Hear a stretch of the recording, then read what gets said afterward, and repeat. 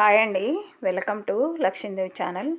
ఈరోజు నేను meal maker kurma చేస్తున్నా. చూడండి, ముందుగా కళాయి పెట్టుకొని అందులో తగినంత ఆయిల్ పోసి ఒక ఉల్లిపాయ కోసి 3 పచ్చిమిర్చి వేయించుకొని మనం ఒక 5-6 టమాటాలు కోసామండి. అది కూడా అందులో వేసుకొని కొంచెం పచ్చివాసన పోయేంత వరకు మూత పెట్టి 1 నిమిషం పాటు ఉడకనివ్వండి.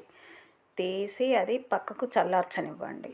చల్లారిన తర్వాత మరొక మిక్సీ జార్ తీసుకొని అందులో మనం చల్లార్చిన టమాటా ఉల్లిపాయలది అందులో వేసుకోండి.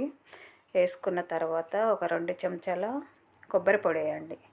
2 చెంచాల కొబ్బరి పొడి, ఒక 4-5 లవంగాలు, 2 విలాచీలు, ఒక 2 పట్ట వేసి మెత్తగా గ్రేవీ చేయండి.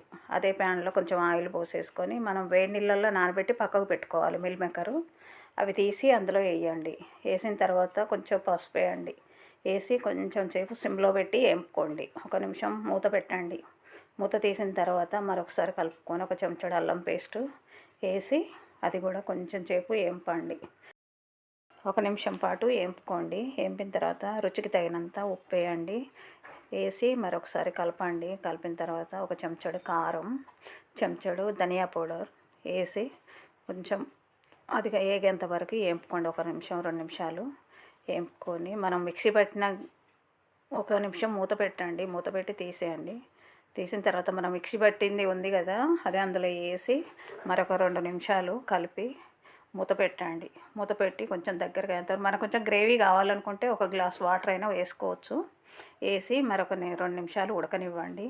అలా పైకి వచ్చేస్తుంది. మరి కొంచెం ఉప్పు తక్కువ ఉంటే నేను వేసాను, మీకు సరిపోతే పర్లేదండి.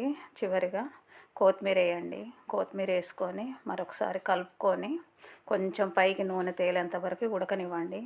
ఉడికిన తర్వాత అంతేనండి, ఎంతో రుచికరమైన మిల్ మేకర్ కుర్మా రెడీ అయిపోయిందండి. చపాతీలోకి కానీ రైస్లోకి కానీ చాలా టేస్టీగా ఉంటుందండి. మీరు ఒకసారి ట్రై చేయండి.